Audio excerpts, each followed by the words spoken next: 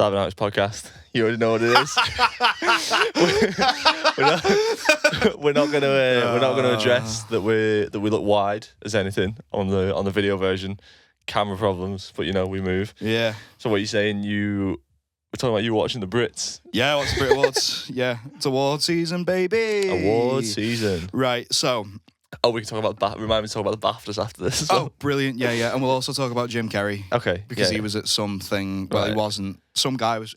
I'll start with that. Some guy was pretending to be Jim Carrey. I saw that. Yeah, and everyone was like, Jim Carrey's been got by the Illuminati because he was talking about pedophiles in the industry, and it turns out that that's not what happened. I always knew it was a bit. I didn't know what bit, but I knew it was a bit. Yeah. So what did Jim Carrey send? Did he do a Joji and send a doppelganger?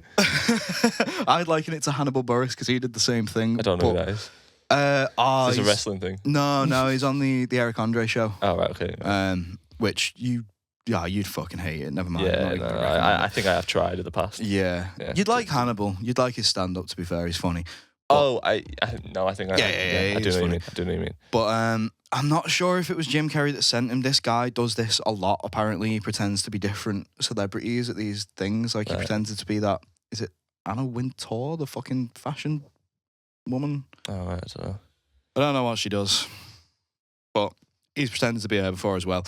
Everyone was saying, oh, the Illuminati's got him. Yeah. This is the new fake Jim Carrey. And I was like, maybe it's a bit by Jim Carrey, but now I feel like it's just a bit by this guy. Well, I don't know. Was it I feel like the wrestling fan in me could see the kayfabe. Yeah. You know what I mean? Yeah. Was it the full award show, or was it just... Because I saw this other guy talking on the red carpet, and everyone was like, that's clearly not Jim Carrey. He's not even got the same eye colour. I feel like I saw Jim Carrey present an award or something, and I was like, oh, that kind of looks like Jim Carrey. You know what I mean? Was it for the whole event, or was it? I actually really don't know. I probably should have googled that before coming in. To be fair, well, we didn't expect to. Yeah, this is a we didn't expect already. To be talking about Jim Carrey that quick. To be fair, so the Brits, the Brit Awards. I skipped through most of it. Award shows are fucking dull. Yeah, but Harry Styles performed the opening performance. Saw a clip of that. Smashed it out of the park. He's doing some dancing. He looks like he's having a great time. He was incredible. He was the best bit of the show. He was the only good bit of the show. Yeah. They weren't allowing swearing. They never do, really. They never do, but everyone's pissed off because it was like after the time where you're allowed to swear. But I feel kids like watch it, you know. I get it. Yeah. There was a bunch of bits that they did where it was like, oh, what the fuck? Some guys just walked in front of the camera. And then, is his name like Somber? The guy? Yeah, in his performance, some guy does like a stage invasion and like shoves him, and he's got a fucking shirt on that says like Somber is a home wrecker. Right. But when I was watching that, I was like, is this kayfabe as well? Like, is this part of the thing? Yeah. This is the third one of these things that's happened. So either, like, we need to step up the security at this gaff, or that's a really insensitive joke to make at a Manchester arena. Yeah. You know what I mean? Do you... Like, oh, the security at this Manchester arena, it's a bit lacking, isn't it? Fucking hell. It's like, well, hey, maybe don't say that. Yeah. You know what I mean? Given what's happened. Was it in the co-op? Or was it in the... Yeah, it was in the co-op. Right, okay, yeah. Is that the one where... No, it's not. No, the co-op's the new one. Right. It was at the MEN where the Ariana Grande... So they're trying to say, oh, we've got a new arena, and don't worry, guys, security here is shit. Yeah. You know what I mean? Yeah, the security here is still bad. Yeah, the security is still bad. So if anyone wants to, you know, turn up... Yeah. Like, I don't know. If it wasn't a bit, that's really, really bad. And if it is a bit... That's really, really bad. Yeah. You know what I mean? Yeah, it's a shit bit. Two things. One... I mean, if you can't tell whether or not it's a bit, it's a bad bit. Yeah, it is, yeah. Well, but do you remember when the 1975 played, probably like 2016, and they did the sound, and they had the thing from the sound music video where, like, the quotes from journalists pop up, that, like, taking the, like, saying how shit the 1975 are, and people were like... The BBC's been hacked. Like, this is... And like, no, that is the bit. Like, and that's clearly the bit, because it was on a big LED screen. Yeah. See, the thing with the Somber thing, like, I couldn't tell whether or not it was a bit, because as he gets tackled off the stage, a curtain behind him drops and the lights all change and the music changes. Yeah. And so it was a bit like... That's a weird way to transition that. Yeah. What, are you trying to market yourself as a home wrecker? Like... Yeah. So Somber, it's a weird thing to want to be in the public eye. Apparently, Somber's quite weird personality-wise. I did listen to his album the other week for the first time, though, and it's good. It's good. I've listened to that one song, and it's good. Yeah. That one song that he's got, it's good. Yeah. It's a good song. Yeah. But what I was also going to say is the Co-op Arena in Manchester is a fucking shit venue. Yeah. Jack Whitehall said at the beginning of it, as a Waitrose man, this is my first time ever in a Co-op. I thought that was quite a good bit, to be fair. That's funny. Apparently, Stephen Tries was writing jokes for him for last night. Nice. I mean, I didn't watch a ton of the jokes through it, if I'm honest. I started just skipping to see who won the awards, and for a lot of it, like, they'd be like, okay, who's going to win this one? And I'd see the list of people and I'd be like, oh, fuck, nothing happened in music this past year. Like, nothing at all happened, you know what I mean? Didn't Noel Gallagher win Songwriter of the Year? And considering the fact that he's not written a song and he won it for Oasis, who haven't written a song since what? 2009? 2009. You know what I mean? And Liam didn't even turn up. Yeah. Twat. I knew why I preferred Noel. Yeah. You know what I mean? Respect for the business, you know?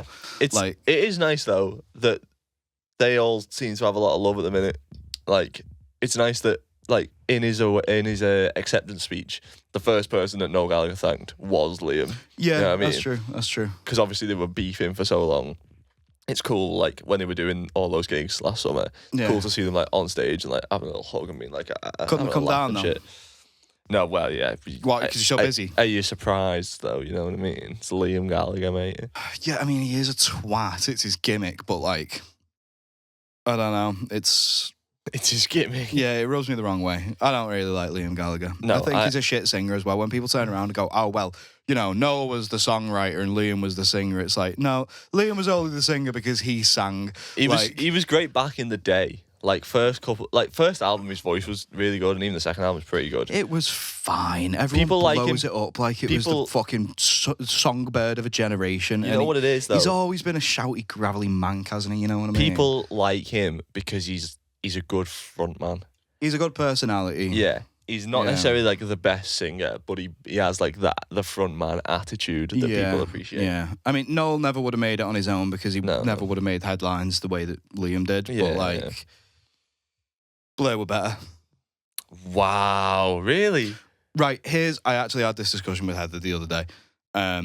So, because she's quite a big David Albarn fan. So, when I said Blur were better but Oasis won, she was pissed off. Because she was like, no, Blur are just... There's no question. It's like, no. Oasis undoubtedly won that beef. But musically speaking, Blur were miles ahead of Oasis.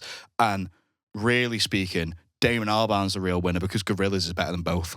Blur were definitely, like, technically better. They were better musicians. Yeah. And, like, the songwriting was more complex. Yeah, mature. But in terms of, like, who's got the most tunes, like... Right, and that's partly why Oasis won. Because sometimes Blur tunes come on and you don't even realise it's them off how fucking good it is. You know that one with the strings and shit? No, I don't. To be fair, well, I can't speak on this fully because, like, I know, like, some of the big Blur songs and that's it. You know what I mean? It's not like I've listened to a bunch of Blur albums like the way I've listened to all of it. There's Blur songs that you won't realise are Blur songs that have been on adverts where, you know, I think it was on, like, the HSBC advert or something. Right. Or, like, the Scottish fucking Bank of... What is that, HSBC? Is that what they are? No, Bank of Scotland. Oh, Bank of Scotland, right. Either way, it was on one of these fucking adverts, like a Lloyd's thing or something. Yeah.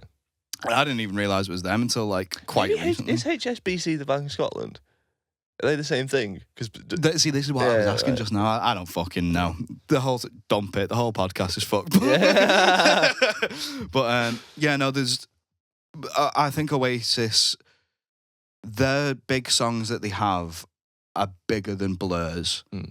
But Blur have more better songs that did get bigger. You just don't realise some of them are Blur because they're so fucking good that it just sounds like the soundtrack to the 2000s. You know what I mean? There's definitely, like, more people will know Oasis songs than Blur songs. Because, like, you were right, Oasis did win. Oasis 100% won. Like, Blur aren't doing even no now. One's clamoring for Blur. Yeah, like you know what I mean. The Oasis comeback last year was like a cultural moment. Yeah, you know it was what I mean? huge. Like, and you'd never get that for massive. Blur because they've tried and it didn't. You know what I mean? Exactly. Is there a new Gorillaz album? There is a new Gorillaz album. I listened to one of the songs off it the other day. It's pretty good. I feel like I've not really kept up with the Gorillaz. I liked Gorillaz when I was younger. Neither. I stopped paying real attention after that Humans album. I think it was. The one with Satin Bars. All right. No. Like early Gorillaz, up until Plastic Beach, I'd say, is better than anything that either Blur or Oasis did. Yeah. Demon Days is one of the greatest albums of all time. That's a bit of a It's stretch. one of my fucking favourite albums of all time. It's a great album. Brilliant. It's a great album. But like, it's so unique. Is Demon Days the one with where it's like the four of them on the cover? Yeah. It's such a unique sounding album, and it's so hard to make something that sounds unique like that. That is true. That is true. What I mean? But then, like, when you're critiquing music, and this is why I don't think like awards or like music critics really matter, because there's so many ways you can critique it. Because like, I'm not judging how good Gorillaz are in the same way I'm judging how good Oasis are. Because Oasis are good because they've got like really catchy, memorable, hooky, big, anthemic tunes that like sort of just live in the ether now because they were so good that they just became part of the zeitgeist. Whereas Gorillaz are like technical and innovative and unique. Like they both aim for different things and they both do really well at achieving those things. The thing that makes me not really an Oasis fan is I think that a lot of the songs sound very samey. Oh yeah, don't get me wrong. After the first he's basically two albums, written like 2 or 3 songs like fucking 50 times. you know what I mean? Yeah. After really like they did experiment a little bit more on like the last couple of albums, but even then it's like it's experimenting within what Oasis is rather than experimenting like actually. I don't know as well if I've gotten bored of Oasis before finding my way to Oasis because of all of because obviously we're Northern. Don't know if you guessed, but we are. Yeah. And so most of the bands that we've done gigs with are like Diet Oasis. This is what I was going to say to you. I think part of, and this is what puts me off Oasis as well. No one could replicate Gorillaz in a fucking pub. That's true. You know what I mean? Which to me, I don't know, the more creative. What puts me off Oasis, and I think you will share this, is Oasis fans. God, they're the fucking worst. Yeah, they're the worst. Because like proper Oasis fans... I've got me Pretty Green and me Gazelles and I've got me fucking Fred Perry. It's like, like, fuck off. Proper Oasis fans will be like, Oasis are the be-all and end-all. They are the greatest thing to ever have existed. And it's like, no, they're a really, really good, timeless band. They've got some classic albums, but also for like... over half their career were producing bang average things, you know what I mean? It, like most of they've got a few songs that have like transcended music. Yeah. But most of the discography isn't that. Yeah. You know what I mean? Yeah. And and I can say that as well as someone who's like, I would consider myself like just a general Oasis fan, you know what I mean? Like I've listened to all their albums. We did an episode on the old podcast with Jack where we ranked Oasis records, so I had to listen to every Oasis album. I mean, I'm a Noel Gallagher fan before I'm an Oasis fan. I do like Noel's solo shit. Yeah, it's better. It is good, especially compared. It's not because he doesn't have fucking buggerlugs there with him.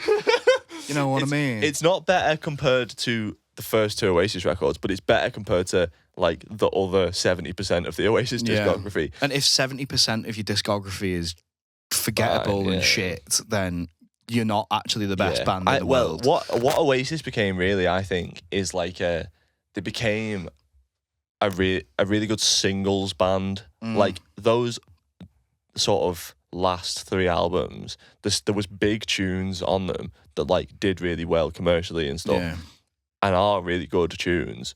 But like the rest was kind of just filler. You know what I mean? Yeah. They'd pop out a great song every 3 years. There's only so much that you can do with 2 guitars, a bass and drums, especially if it's the same people playing on all of them every time. Yeah. You know what I mean? Well, actually, it wasn't. They did change it up a little bit. But did they? Yeah. Shows how much I know about Oasis. Okay, then so they're just shit then. Well, I think there's only so much you can do with sitting with a guitar and writing a song on that guitar, and then going to record that. You know what I mean? Which is why I like Noel's stuff, because he experiments. He uses different sounds. You know what I'm like? I'm a sounds guy before I'm a lyrics guy. Yeah. I think a lot of people that like Oasis like singing along. They like the words. I don't really give a fuck about the words. I like sounds, which is why I gravitate more towards like Blur and Gorillaz, and because they experiment with different sonic textures, you know what I mean? Yeah, I would agree. Whereas Oasis does feel very like, listen and know that you've got a Telecaster. Yeah, right. You know what I mean? Yeah, so it's very like put the amp on 10 and strum kind of shit. I've just bought a distortion pedal, lads. Oh my God, have you? we'll use that. We just want to interrupt the episode to say subscribe to our channel. This is the new channel. This is where the podcast is going to live now. Welcome to our home. Welcome to the Starving Artist podcast. Would you like a drink? If you've never seen us before, we have done a previous season of this podcast on a different channel. Long story short, this is where it's going to live now. So make sure you like this video, subscribe to this channel, because we're going to be doing a new edition of the podcast every month. You're like, only one a month, every month. One a month, every month. Might not seem like a lot, but it's more than we used to do. We've actually got some structure. This time. We're going to be getting special guests on. Next episode is going to be with singer-songwriter Adam James Johnson, so that's going to be super fun. We've also got John O'Tringham, a record producer and audio engineer, coming on at some point. So yeah, it's going to be a whole lot of fun, and make sure you're involved. Like and subscribe. Back to the episode. Yeah, I think they came along at like a time as well where there just wasn't a lot of, well, there was competition, but not real competition. No one's turning around and being like, oh, it's Oasis versus Pulp. Yeah, well, and that's the thing. The competition was a bit more like academic and like artsy. It was Pulp, it was Blur. They were representing the working class, and so the working class loved them for that, whereas everyone else was a little bit uni. Yeah, you know what I mean? Exactly. Because like, what was the first Oasis song? Like 94. So like the Stone Roses had kind of disappeared by then. Like they were waiting for like a new generational thing. That's the example that I was just looking for. It's a wrestling reference that you're probably not going to get, but you'll get it by me putting it into this context. Is there never would have been a John Cena if Brock Lesnar hadn't left for the UFC. Oasis wouldn't have happened if Stone Roses hadn't gone fucking anywhere. That is true. You know what I mean? But also, crazy enough, Oasis wouldn't have happened if the Stone Roses had never existed. You know what I mean? That's true. The Stone Roses had to come, be this cultural thing for like 2 years, and then get in a load of legal trouble that meant they couldn't release any albums for like 4 years. And then by which time Oasis were like, okay, we're ready. Right, we'll be you then. Yeah. You know what I mean? Yeah. Which, again, like, I hate that. We'll be you. No, be. Well, I don't think they sound the same, but it was the same attitude when it was like the bowl cut and the Adidas and the baggy and the sort of aesthetically, they're the same. Having it, like, you know what I mean? It was the arrogance of like, we know we're fucking great. Yeah, you know what I mean? And you're going to listen to us. I know I'm giving out a lot of shit about Manchester, by the way. I'm a United fan, so I'm allowed. Fuck you. Yeah. I don't give a shit about footy, and I think Manchester sucks. So. It's a horrible city. I was there very recently, and I fucking hated it. Some cool things about it. It's no, there's not. It's artsy, but like I live in Liverpool and I like it. You know what I mean? Yeah. Do you know what it is with Manchester? Is you don't see the sky when you look forward. You have to look directly up. Yeah, especially because now. The buildings are so big. And it's like you've got a massive building next to you, and then behind it you've got another even bigger one. And then behind that there's an even bigger one. So you've got 3 layers of building before you see the sky.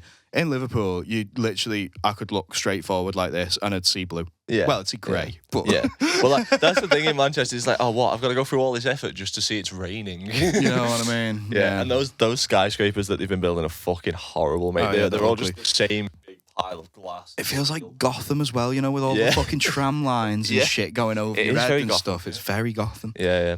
So anyway, the Brits... Which is weird that we said that, because Liverpool actually is Gotham. Yeah, I know. To be fair, like, aside from its density and its scale, I do think of Liverpool as quite Gotham-y in terms of, like, it's just got a bit of griminess about it of a night time, you know what I mean? That Liverpool, and the fact that it is Gotham in the films, that helps. Yeah. You know it's got, like, that architecture. That I see why they used it, you know what I mean? It's the right kind of architecture for it. It's the most New Yorky looking place that we've got. Yeah. And in with a film studio nearby.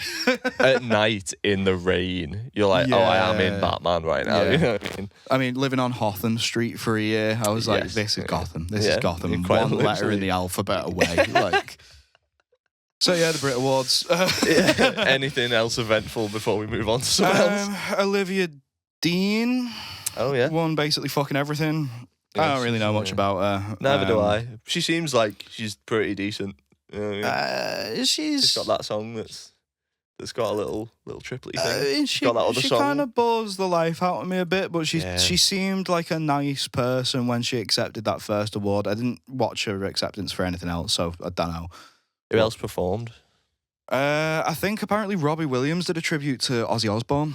Oh, crazy. Which is a weird one that I probably should have watched. I think I probably might go back and watch that because sounds like it's up my street. Robbie Williams doing Ozzy Osbourne. Yeah. What the fuck? Like, there's got to be some sounds. Yeah. You know what I mean? Yeah. Speaking of Osbourne, the big takeaway from the Brit Awards, and it's a shame that this is what everyone's taken away from it, is Kelly Osbourne. Right. Because she turned up and she didn't look very well. She was like really, really thin. She's been going through a lot mental health wise, but people have been terrorizing her for her appearance. That is grim. Which is so grim. It's like, yo, she's just given birth to a kid and her dad's died. Yeah, that's like, and everyone's going, oh, I bet she's on fucking drugs. It's like, probably, yeah. Yeah. Like, she comes from a pretty fucking druggy family and she's been through a lot very recently. Like, I wouldn't be surprised. Yeah. You know what I mean? But that's not something to turn around and be like, oh, you're fucking druggy. It's like, listen, she's not well right now.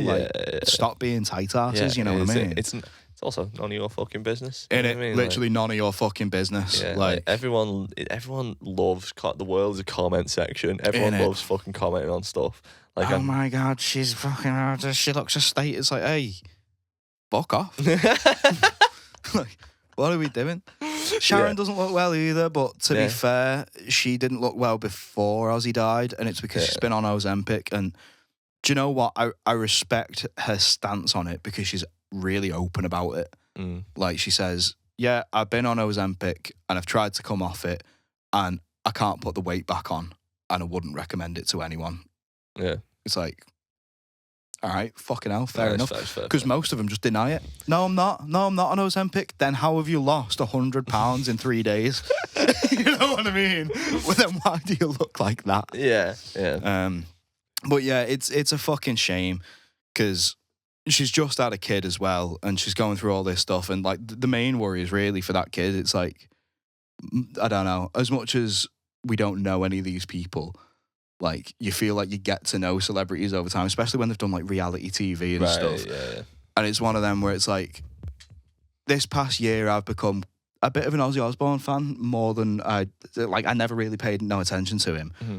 But Heather loves him. So I was like, you know what, we'll get into the Osbournes. And I think he was fucking great. Yeah. Like, he's a pioneer in the sort of 100%. Like, metal shit. But also just as a guy, like, surprisingly family oriented, considering that he's the Prince of fucking Darkness. He's a bit of he's no angel, but but like, it's a shame because she's going through all this and it's over him, and the last thing that he'd want is for it to be like this. He'd want her to be a better version of him for that kid, and right now she can't be that because she's so broken up about what's happened, which is totally understandable. Grief is a fucker, but like, I don't know. It's a rough one. That's the main takeaway that everyone's took from the Brit Awards. Yeah. Like, lay off, you know what I mean? Yeah. Have a fucking day off, Leave mate. it, you know what I mean? Like, Harry Styles smashed it. Talk about that. Yeah. You know what I mean? Yeah, that's always the thing, isn't it, as well? Like, everyone's quick to talk about like all of the fucking negative shit. Everyone's always nitpicking, drama, just like, isn't it? not enough people are going, oh, look at this sick thing. Yeah, do you know what was really good? Yeah, you know exactly. What I mean? I mean, let's talk about the concept of award shows now that we've got the Brit Awards out of the way, because it's awards season. Right, yeah. So, one thing that I think is that the TV spot, like, musical performance element of it is great, because it's a real highlight for those, like, high-level performers to just go, right, I'm just gonna smash this. Like, whenever Kendrick does like a Grammys performance, you know what I mean? Like, when throw everything into it. Everything, there's no limits, and it's just for one song, and they go hard in a way that you can't do for a tour. You know what I mean? Because it's just one night, one song. We'll just throw everything at it. Like, I don't know, the most memorable performances, like Kanye with All Day. Remember that shit? Yeah, I was just thinking about Kanye with All Day. Yeah. On the other hand, though, the award show element of it. What do we think about that? Well, things like the Brits, I get a little bit more because it is a bit voted for the people, voted for by the people. Yeah, I mean, I want one. Yes, I do want one. But it'd be nice I know to be recognised. It's like it's kind of like validating. Yeah, but it's kind of superficial at the same time. Yeah, I feel bad for wanting one, but I do want one. You know things what I mean? like it's like how I feel about like a cigarette. You know what I mean? things like the Gram. Also, stop vaping in the studio. The things like the Grammys, and the Oscars, where it's just like organisation of people. You know what I mean? The Academy. The Academy has decided. Yeah, like I don't really put any weight in it because it's like that's just a group of people's opinions. Acting ones, because there's not even like performances and shit, is there? It's literally just like just a load of mates sucking each other off. Yeah, is all. It sounds like a fucking boring watch. Yeah, but was it the SAG-AFTRA Awards were on last night or something, and I think that is a bit more voted for by your peers because it's like the union of actors. Right. Like everyone gets a bit of a say. So stuff like that I think is cool because it's like, okay, the people have voted for you, your peers have voted for you. Yeah. It's not just like a bunch of people in a room. The industry is trying to push you right now. Yeah, exactly. Well, that's the thing because like you can generate like Oscar buzz and stuff and it's like that's not, you're not judging it on like purely the art then, are you? You know what I mean? You know what I mean? Like if you're taking out the people from the Academy for a 5-course meal and giving them a Rolex at the end of it, you've not really won the award, have you? You bought it. Yeah. I put it often in the same boat as like music critics. It's kind of like it's just somebody's opinion.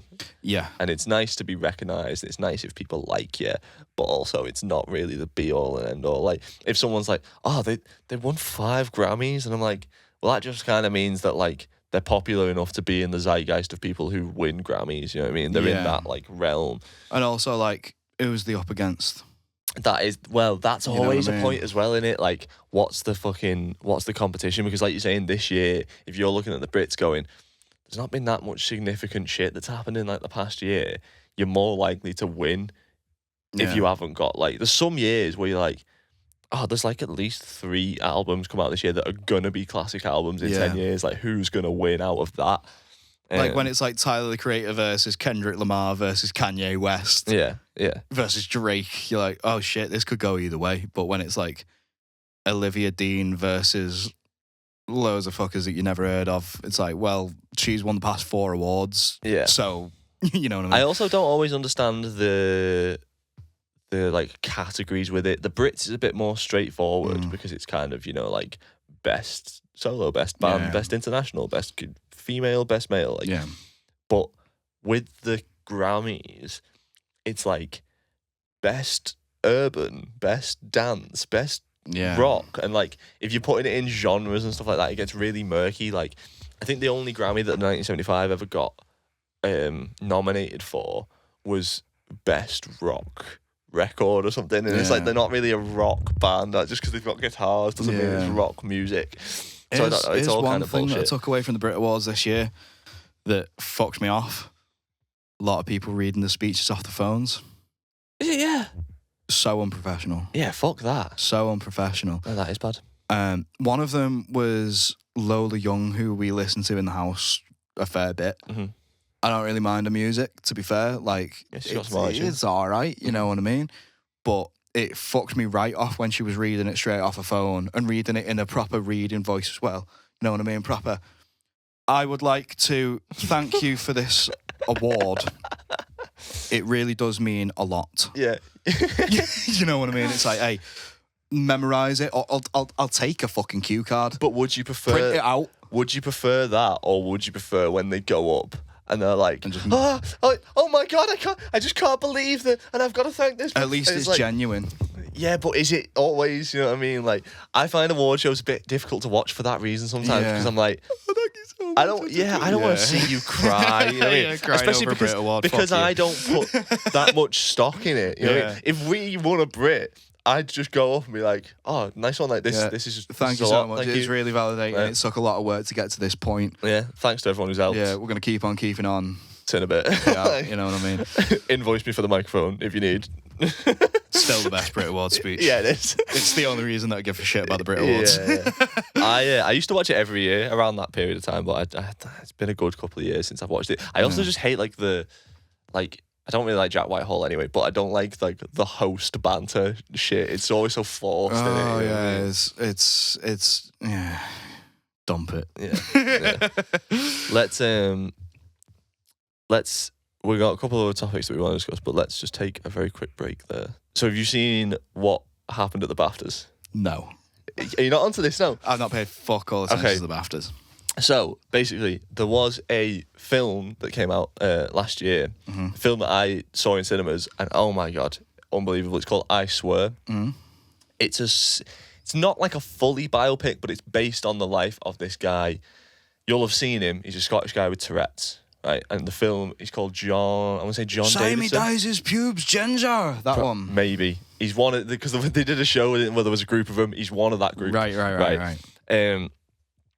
I think his name's John Davidson. I don't want to get that wrong. Though. The one where one of them goes, "Good morning, Vietnam," at that campsite. Yeah. I think so. Yeah. So, but this film was really, really good. It's basically sort of based on his life. Dead emotional and shit. Dead emotional, like.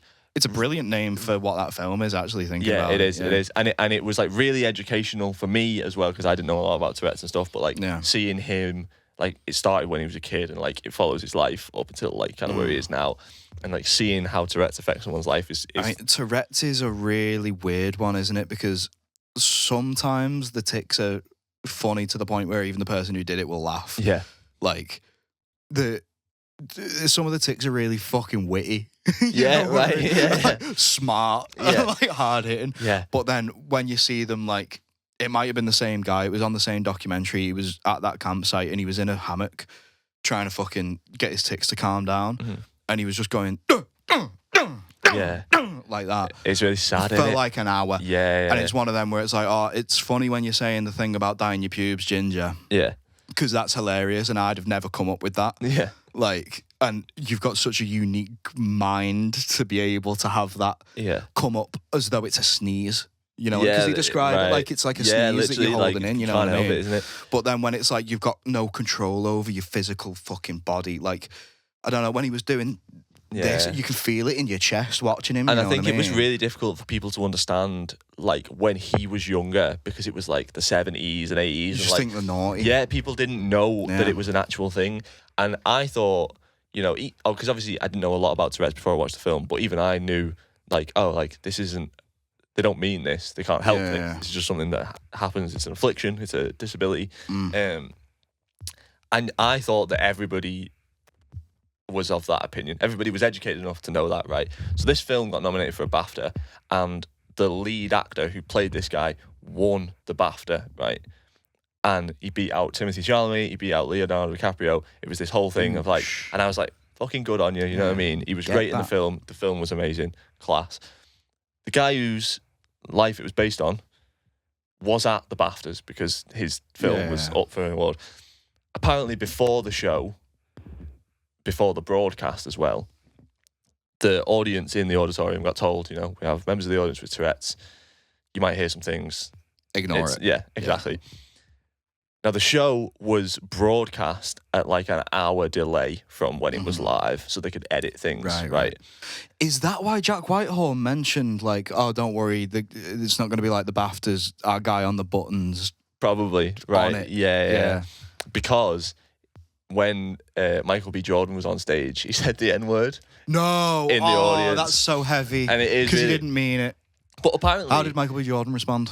I think he looked a bit uncomfortable, but they kind of just got on with it. Yeah. But the BBC didn't edit that out. Right? Oh, mate, you had an hour. So come on. So it just looks like someone was heckling them by saying the N-word. Right. And they edited out, apparently they edited out one or two other things that he had said. And after that one, he was like, my tics are getting too bad.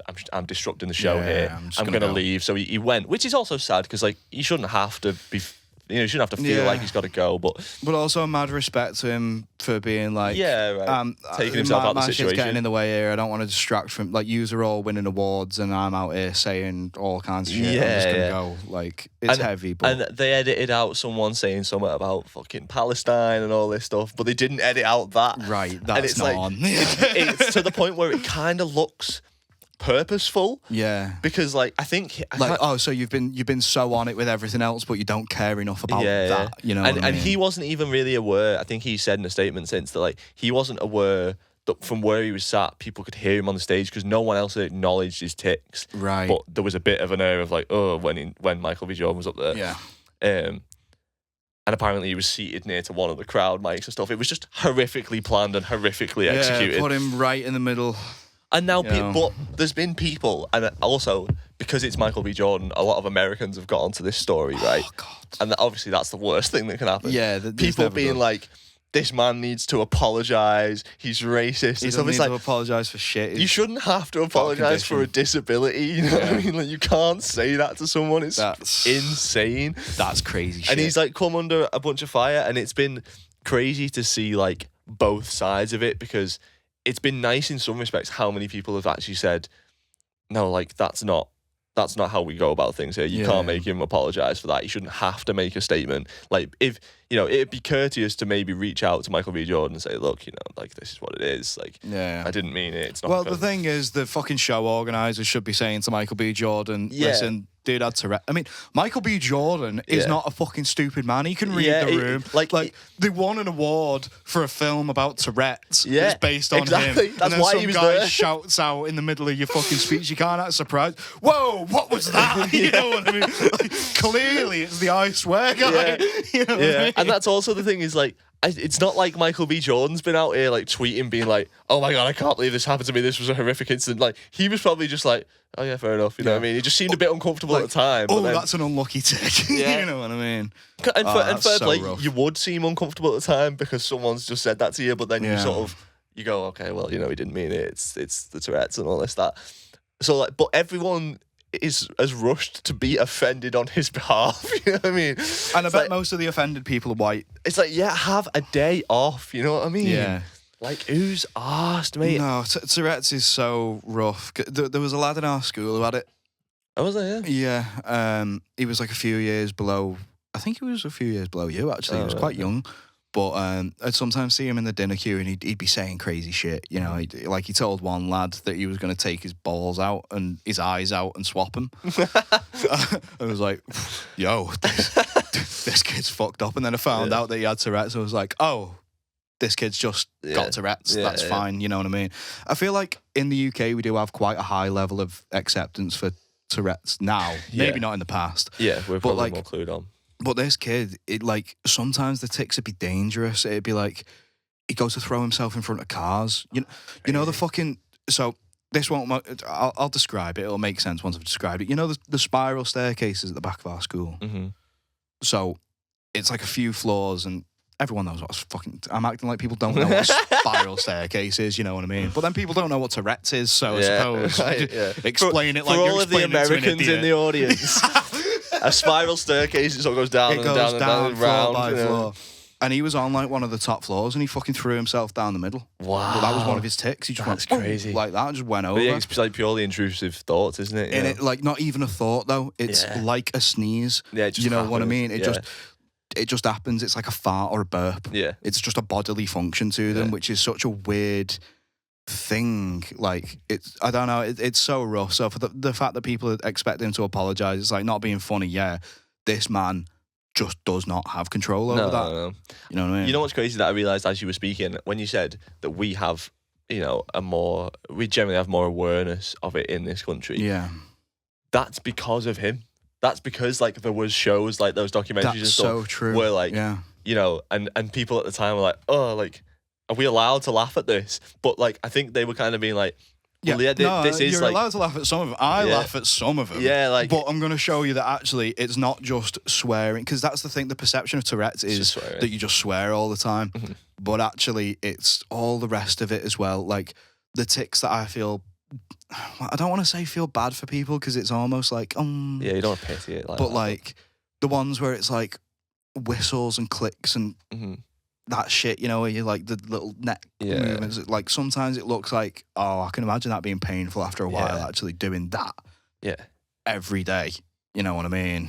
Yeah, and you've got to have like such, like you say, you don't want to like pity them in a sort of condescending way. Yeah. But also like, but there's a level of sympathy. It definitely deeply affects these people's lives because it's like you can't have certain jobs and you can't, you know, exist in certain social interactions without being judged.